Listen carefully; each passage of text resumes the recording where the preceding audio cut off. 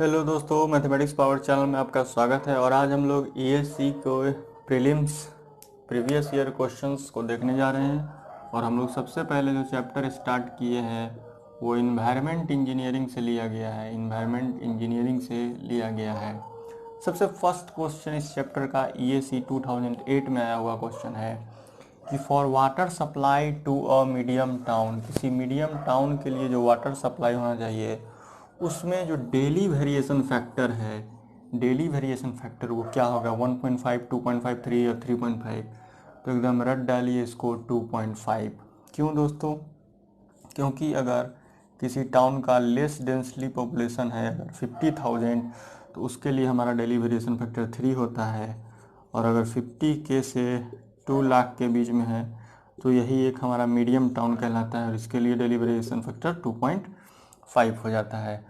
और अगर कोई 2 लाख से ज़्यादा वाला पॉपुलेशन है, हाईली डेंसली वाला, लेस डेंसली, हाई डेंसली और मीडियम टाउन है, अगर ये बिग टाउन, स्मॉल टाउन और ये मीडियम टाउन, तो इसके लिए डेली वेरिएशन फैक्टर 2 हो जाता है। तो ये क्वेश्चन हमारा आया हुआ था 2.5 वाला। तो पहला क्वेश्चन 2.5। नेक्स्ट है हमारा कि which one of the following factors has the maximum affect. किस फैक्टर पे मैक्सिमम अफेक्ट है, किस पे? पर कैपिटा डिमांड पे। पर कैपिटा डिमांड यानी कि वाटर डिमांड का बात कर रहा है, water supply of a given town. मतलब कि कौन सा ऐसा डिमांड है जिस पे, कौन सा ऐसा फैक्टर है जो कि वाटर डिमांड पे मैक्सिमम इफेक्ट जो है पड़ता है। तो देख लीजिए, पहला है method of charging on the consumption. यानी कि अगर चार्जिंग करेगा, यानी कि अगर आप कितना कंजप्शन करते हैं इस पे अगर आपसे चार्ज लिया जाए तो आप पानी को कम यूज कीजिएगा। मतलब कम यूज करिएगा मतलब क्या कि आप उसको हिसाब से यूज कीजिएगा। लेकिन जो आपका बेसिक ज़रूरत है पानी का, जैसे पीना हो गया, कुकिंग, बाथिंग, ईटीसी, वो सब तो आपको करना ही है। हाँ, हम चाहेंगे कि कम से कम यूज हो। जैसे ऐसे होता है ना कि हाथ धो रहे हैं तो पानी का कमी तो है नहीं, पैसा लग नहीं रहा है तो हम धो रहे हैं, बात भी कर रहे हैं किसी से, थोड़ा देर नल का खोल के भी छोड़ दिए हैं। तो उन सब में क्या होता है, पैसा नहीं लग रहा था तो वो करेंगे नहीं। लेकिन मेथड ऑफ चार्जिंग करने से क्या होगा कि ज़्यादा इफेक्ट तो नहीं पड़ा, क्योंकि बेसिक जो चीज़ है कुकिंग, बाथिंग, ड्रिंकिंग, जो उसका डिमांड है वो तो कांस्टेंट रहेगा। तो ये ऑप्शन तो ज़्यादा इफेक्ट नहीं पड़ रहा है। फिर क्वालिटी ऑफ वाटर का बात करते हैं। तो क्वालिटी मतलब क्या? क्वालिटी मतलब अच्छा और ख़राब क्वालिटी का बात हो रहा है यहाँ पे। बेसिक से समझते हैं कि क्वालिटी मतलब अच्छा और ख़राब का बात कर रहे हैं। तो देखिए, अच्छा खराब का मतलब जो सिलेक्शन होता है ना, ये बेसिक ज़रूरत पूरा होने के बाद ही होता है। ये पानी के साथ नहीं, है जनरल किसी भी चीज़ के साथ है। क्वालिटी आदमी तब देखता है जब उसका बेसिक नीड पूरा हो जाए। ठीक है, तो जो जो चीज़ बेसिक नीड को इफेक्ट नहीं कर रहा है ना, तो वो मैक्सिमम इफेक्ट नहीं होगा। लेकिन जो बेसिक नीड को इफेक्ट करेगा वो तो मैक्सिमम इफेक्ट हो जाएगा उसका। तो सिस्टम ऑफ सप्लाई, अरे भाई सिस्टम ऑफ सप्लाई, आपका सिस्टम किसी भी तरह का रखिए। दो तरह का सिस्टम जनरली हम लोग पढ़ते हैं, इंटरमीडिएट और कॉन्टिन्यू का। जो भी सप्लाई का सिस्टम है, कंजम्पशन पे कोई फर्क नहीं पड़ेगा, कंजम्पशन तो सेम ही रहेगा। ठीक है, फिर इंडस्ट्रियल डिमांड, ये आ गया हमारे पास इंडस्ट्रियल डिमांड। इसका इफेक्ट सबसे ज़्यादा निकल के आता है। क्यों सबसे ज़्यादा इंडस्ट्रियल डिमांड का इफेक्ट क्यों निकल के आता है ज़्यादा? देखिए, जितना भी तरह का वाटर डिमांड है हमारे पास, जैसे कुकिंग, बाथिंग, ड्रिंकिंग, ईटीसी, तो water for public use, road washing of road के लिए जो पब्लिक यूज का डिमांड है, फायर डिमांड, बहुत तरह का डिमांड हम लोग पढ़ते हैं। तो एक एक शहर से दूसरे शहर में अगर जाएंगे तो हो सकता है कि अच्छा पॉपुलेशन को कांस्टेंट रखते हैं। वैसे ऐसे भी तो हम पर कैपिटा डिमांड का बात करें तो एक लोग के लिए बात करें तो पॉपुलेशन से तो हमको लेना देना होना नहीं चाहिए, क्योंकि हम लोग तो एक लोग के हिसाब से निकाल रहे हैं। तो पॉपुलेशन से तो हमको लेना देना है नहीं। तो अब जब एक शहर से दूसरे शहर जाएंगे तो लोग का नेचर थोड़ी बदल जाएगा। अगर 1 लीटर पानी यहाँ पी रहे हैं तो 1 लीटर पानी वहाँ भी पियेंगे। तो पीने में तो जितना पानी लग रहा था वो लग ही रहा है, नहाने में जितना लगा था वो लग ही रहा था।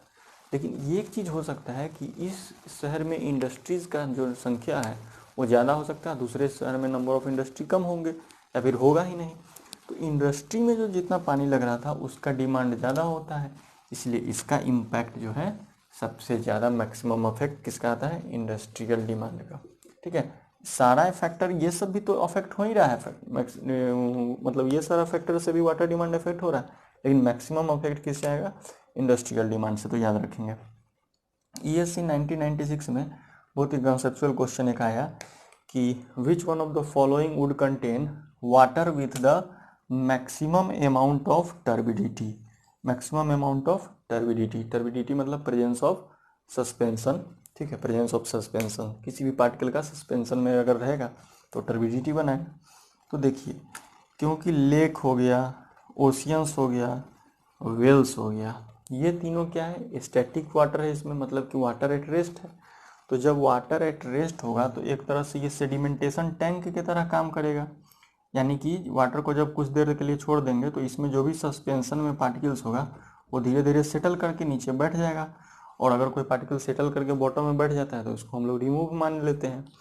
तो इसमें तो सारा पार्टिकल जब बैठ गया तो ये तो ऊपर का पानी क्लियर हो जाएगा ना, तो टर्बिडिटी तो होगा नहीं।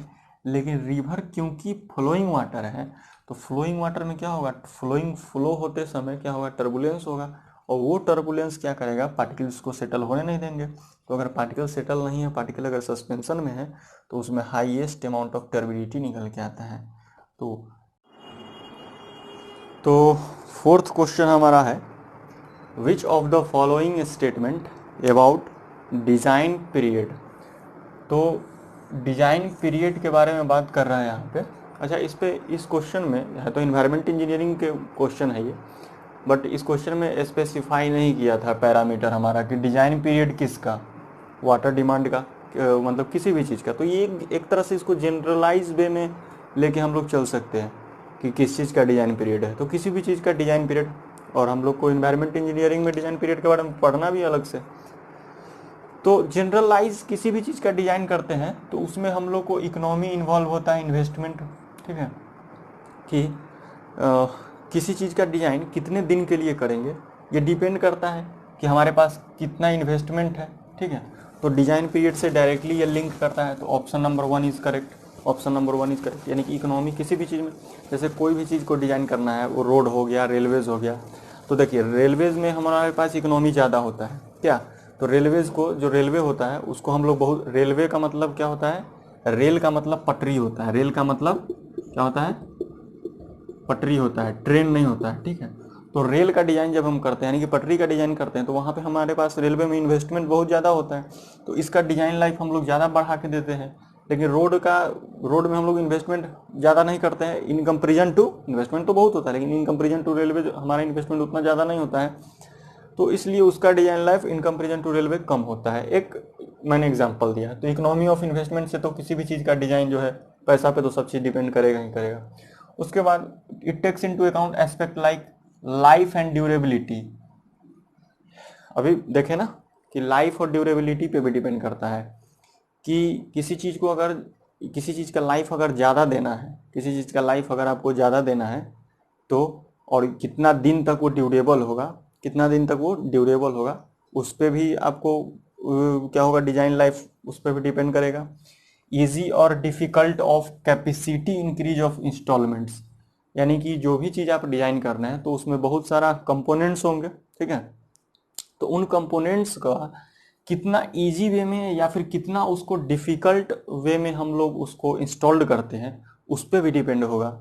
जैसे कि डैम बन रहा है मान लीजिए, तो डैम, अगर डैम का एग्जांपल ले ले तो सारे पॉइंट्स को हम लोग कंसीडर कर सकते हैं। जैसे अगर डैम हम बना रहे हैं तो डैम को बनाना इतना आसान तो है नहीं, उसको इंस्टॉल करना इतना इजी तो है नहीं, तो इसलिए डैम का जब भी आप देखेंगे ना तो 50 साल, 60 साल, 70, मतलब इस तरह का डिजाइन लाइफ होता है, ठीक है, मतलब मोर देन 50 ईयर्स, ठीक।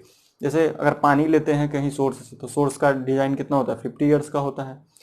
तो किसी भी चीज़ को अगर उसका इजी और डिफिकल्ट है कैपेसिटी में, उस मतलब इंस्टॉलमेंट करने के लिए किसी भी कंपोनेंट को, तो उससे डिजाइन लाइफ अफेक्ट होता है। कैसे, अगर आसानी से हम उसको चेंज कर सकते हैं, किसी कंपोनेंट को अगर आसानी से चेंज कर सकते हैं तो उसका डिजाइन लाइफ कम कर देते हैं, और अगर आसानी से हम उसको चेंज नहीं कर सकते हैं तो उसका डिजाइन लाइफ बढ़ा देते हैं। जैसे मैंने रेलवे और रोड का एक एग्जाम्पल लिया था, तो देखते होंगे कि साल 2 साल के बाद मतलब रोड हमेशा बनते रहता है, किसी भी जिस भी लोकेशन में आप, लोकेलिटी में आप लोग रहते होंगे, लेकिन रेल हमेशा तो नहीं बनते रहता है। क्यों?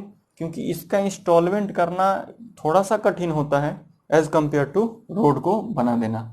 ठीक है, तो यहाँ से डिजाइन लाइफ मतलब कि डिपेंड कर रहा है। तो option number 2 is also correct. ठीक, थर्ड है, it is concern with estimating future requirements. Future requirements को एस्टिमेट करके भी कंसर्न करता है। जैसे फ्यूचर रिक्वायरमेंट्स का मतलब क्या, यहाँ पे एक तरह से पॉपुलेशन से रिलेट कर सकते हैं। किसी भी चीज़ को मान के चलिए कि आज आप बना रहे हैं, किसी भी चीज़ को आप बना रहे हैं तो उसको आगे डिजाइन लाइफ दे रहे हैं, मतलब कि आगे 10 साल के लिए बना रहे हैं, 20 साल के लिए बना रहे हैं, 50 साल के लिए बना रहे हैं। तो बनाते समय एक आप आर परसेंटेज जो कि पॉपुलेशन ग्रोथ परसेंटेज एज्यूम करते हैं। हाईवे इंजीनियरिंग में हम लोग ये पढ़ते हैं। ठीक है, कि अगर मान के चलिए रोड बना रहे हैं अभी, तो एट प्रेजेंट का पॉपुलेशन का डाटा तो आपके पास है, और आप एज्यूम कर लेते हैं कि कितना आईआरसी हमको 2.5% देता है ना, 2.5% के हिसाब से मान लेते हैं, या फिर 7.5% ऐसा कुछ है, 5% 7.5% ऐसा कुछ है। ठीक है, जो कि हम लोग हाईवे में पढ़ते हैं।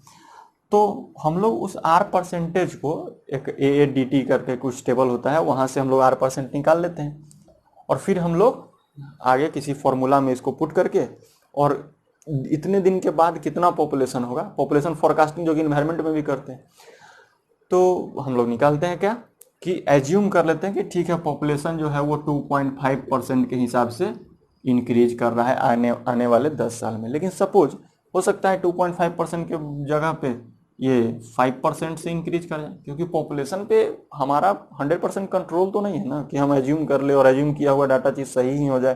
ठीक है, तो फिर फ्यूचर का रिक्वायरमेंट जो है, पॉपुलेशन बढ़ने से फ्यूचर का रिक्वायरमेंट भी तो बढ़ जाएगा। तो फ्यूचर का रिक्वायरमेंट बढ़ेगा तो डिजाइन और डिजाइन लाइफ अगर हम लोग मान के चलिए कि 2.5% के हिसाब से किए हुए हैं किसी भी चीज़ का डिजाइन, और पॉपुलेशन अगर 2.5% से किए हुए हैं मान के चलिए 50 साल के लिए, ठीक है, और पॉपुलेशन ग्रो कर गया 5% से, यानी कि जस्ट डबल हो गया, तो आपका जो चीज़ कंपोनेंट है वो 25 साल तक ही चल पाएगा। तो आने वाले 25 साल में क्या हो जाएगा, जो आपका कंपोनेंट है वो फेल कर जाएगा।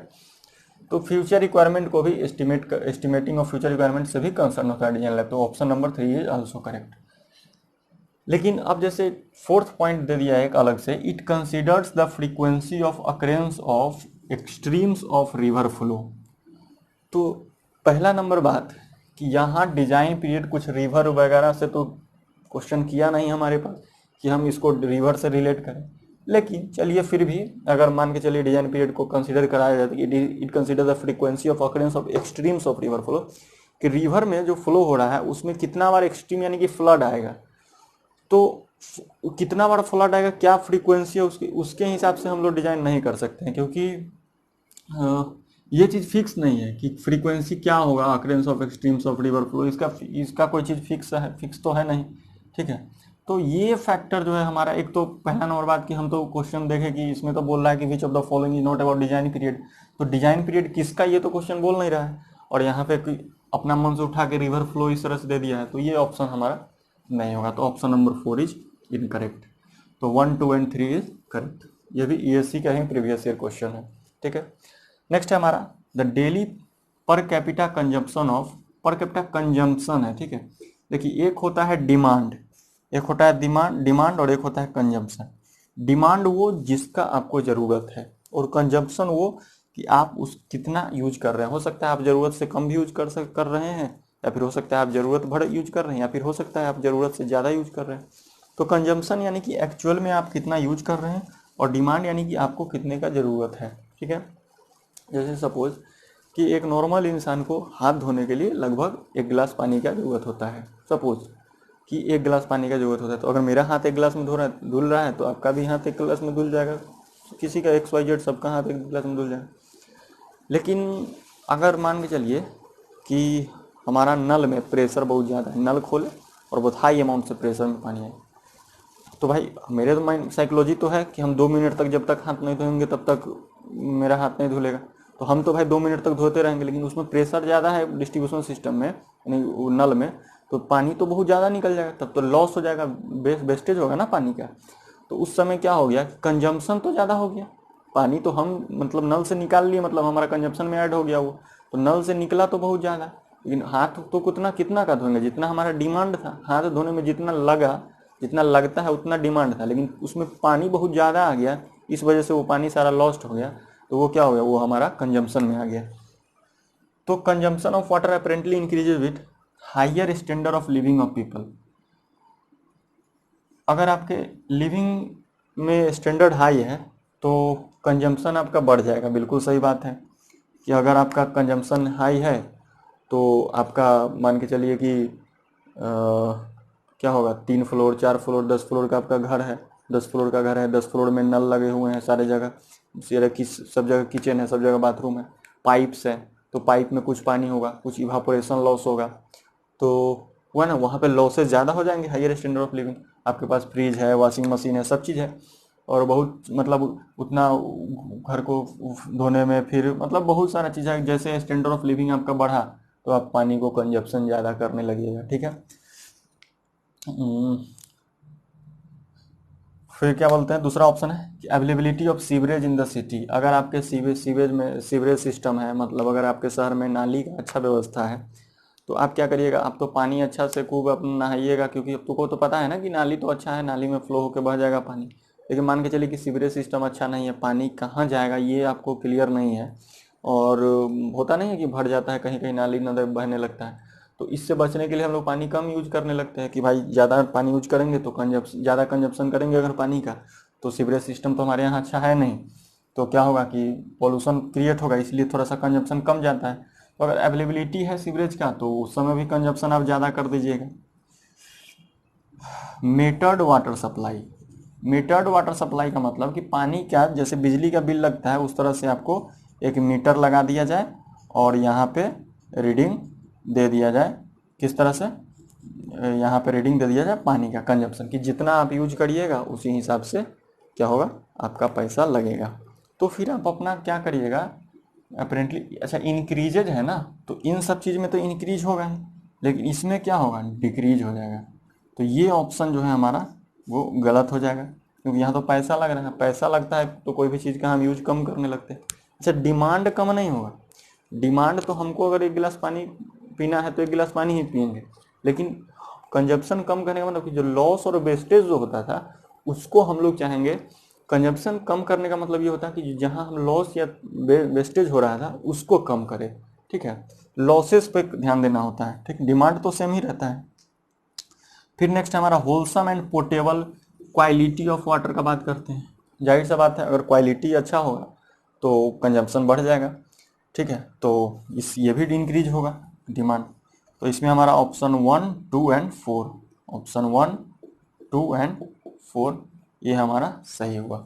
इन दोनों क्वेश्चन में हम लोग एक कॉन्सेप्ट भी समझते जा रहे हैं, चीज़ समझते जा रहे हैं, ऐसा नहीं कि क्वेश्चन का बस डायरेक्ट मैं ऑप्शन लगा दे रहा हूँ, ठीक है, कॉन्सेप्ट भी देते जा रहा हूँ, ठीक।